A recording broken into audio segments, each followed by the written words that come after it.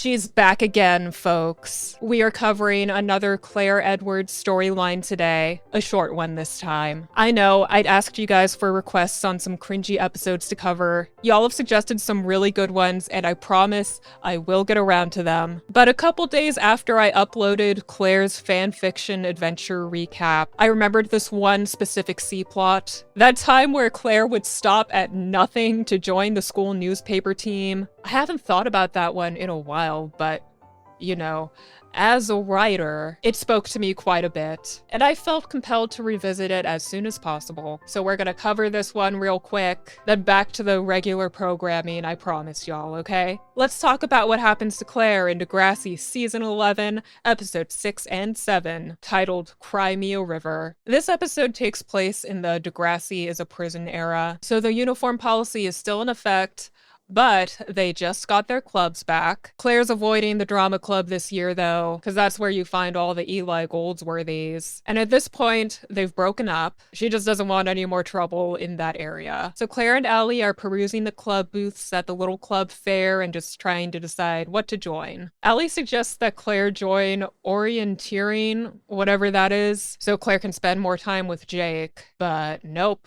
Keeping in mind, this is before Claire and Jake became siblings. It would be so much easier if I covered these episodes chronologically. Claire decides that she's going to join the school newspaper in order to diversify her writing portfolio, because you simply can't get writing gigs off of Fortnite fanfiction alone, no matter how sexy it is. She marches right up to the lead of the school newspaper, Katie Matlin, who we don't know too much about yet, other than she is crazy intense about school, and she has the voice of an evil cat. Ever heard of taking a break? Ever heard of not being a slacker?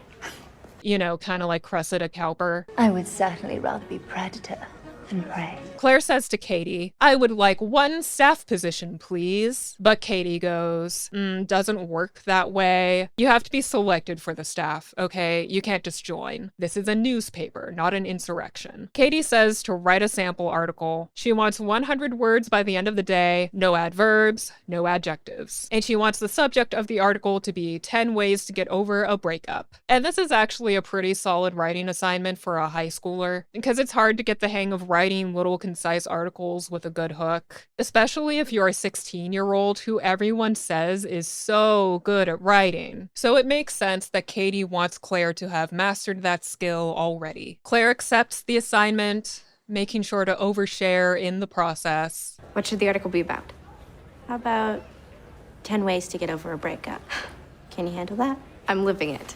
Yikes. And then we cut to lunch. So this is only like 3 hours later or something, and Claire's already shown Allie her sample essay before she sends it over to Katie. Turns out, Claire has not in fact written a 100-word listicle. She's written a whole 5-page essay on the subject, because she has so much to say about breakups. I mean, who would know about that more than Claire, right? Allie looks it over and she's like, A for effort. She can totally tell that Claire's fucked up the assignment, but Claire's still oblivious, naturally. So at the end of the day, Claire delivers the article to Katie at Katie's office. Katie offers to read it right away, but the second she picks it up, she's immediately like, wow, this is the exact opposite of what I asked for, Claire.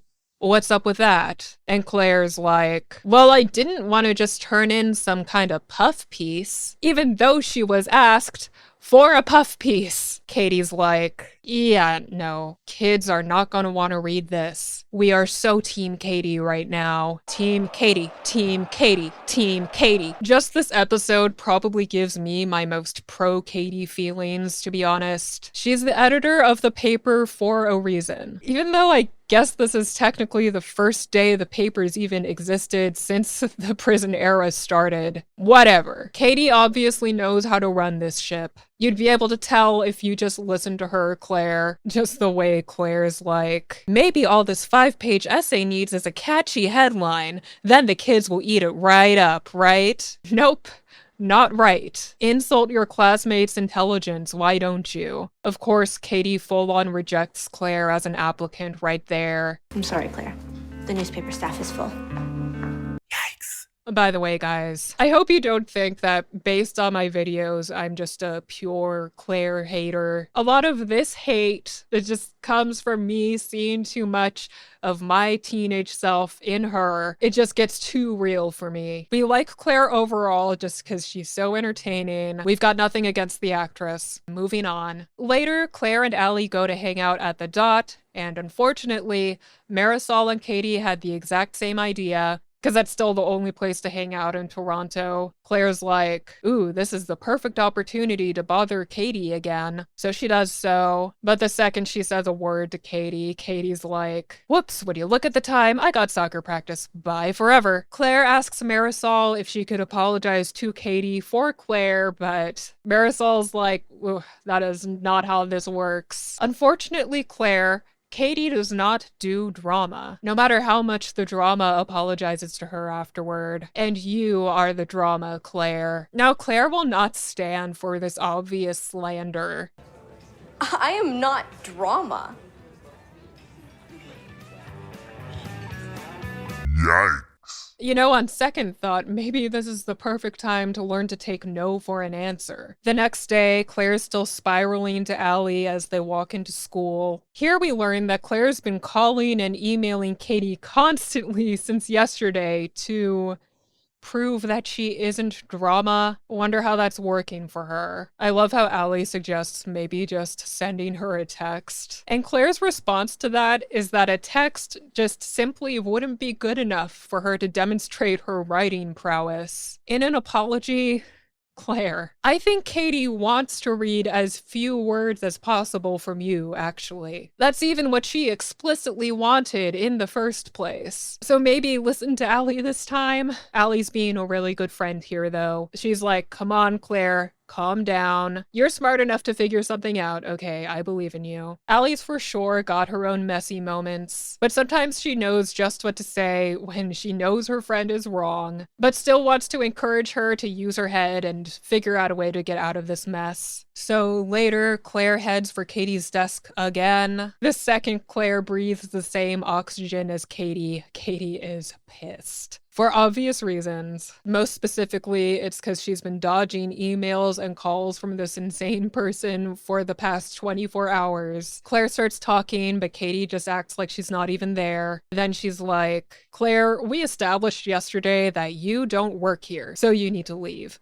I got a paper to run. Eventually she caves and she asks Claire why does she want to even be in the paper staff so badly. It's a fair question. So maybe now Claire can talk to her about how she wants to join the paper to expand her writing skills and harness her talents to inform her classmates on important issues and provoke thoughtful conversation. Ha! Psych! This is what she decides to go with. Last semester was a complete train wreck. My ex-boyfriend Eli and I had a terrible breakup. Are you seriously crying right now? All I want is to move on. I am a good writer. If you let me on, I will do whatever you say. Claire, you blew it. Everyone has been warning you about this girl's severe intolerance of drama, and you're trying to help her see past your drama by oversharing even more drama. Girl. So Katie makes it very clear that there are no second chances for Claire. You'll do whatever I say. Yes, I promise. Okay, then wipe away those drama queen tears and leave me alone so I can post this paper. Then later, I think this is at lunch, Claire and Allie are catching Sav up on all that Claire's gone through today. And Sav points out to them that the reason why Katie's so hard to impress is because she is just that good at her job. She works super hard, so of course her standards are high, and she's definitely not about to let some underclassmen boss her around. Allie asks Sav to use his student class presidential powers to force Katie to change her mind, but Claire doesn't actually want it to go that way. She's like, just forget it. It's pointless. I'll just have to think of something else to do. I guess the internet could always use more Fortnite fan fiction. And then we cut to the end of the day. Claire walks by the club information books again, which I guess are still up. Katie spots her, and then she hurries to catch up with her. She's like, you got friends in high places, huh? And Claire's like, what? Apparently, Sav did give Katie a talking to today. Yikes. And so Katie has to very unhappily extend Claire an invitation to join the staff after all. She's like, fine. I'm not one to hold grudges though, so tomorrow you and me are starting off fresh. Claire's so happy. She's like having the best day of her life. And then Katie says she's got just the perfect first assignment for Claire. Claire's like, ooh, what is it? What is it? And Katie says, you know, the grade 11 drama class has chosen a new writer for their play this year. What was his name? Oh yeah, wasn't it Eli Goldsworthy? Hey, isn't that your ex-boyfriend? Small school. Anyway, you're going to be covering the play from now till closing night. Have fun, Claire's all. Katie goes, what? Is there a problem? And Claire's like, nope, no problem at all, boss. And the C-plot ends there, leaving us to anticipate how well Claire deals with covering Eli's business for the next however many weeks. Spoiler alert, not well at all. I just love this plot for all the relatable parts about it, but mainly for that absolutely diabolical ending that sets into motion all the crazy shit that's gonna follow. And since this is one of our earliest exposures to Katie Matlin, that brutal assignment she chose for Claire just tells us so much about her. Not only is she a serious student with high professional ambitions, she's also capable of being a total fucking menace, which we can always use more of at this school. What do you guys think? Do you agree or disagree that this was a fun plotline? Let me know down in the comments below. And be sure to subscribe if you haven't already, because I've got some more Degrassi content planned for this spring and summer. You don't want to miss out. But that's enough from me for today. Remember to always follow the assignment, and I will see you next time.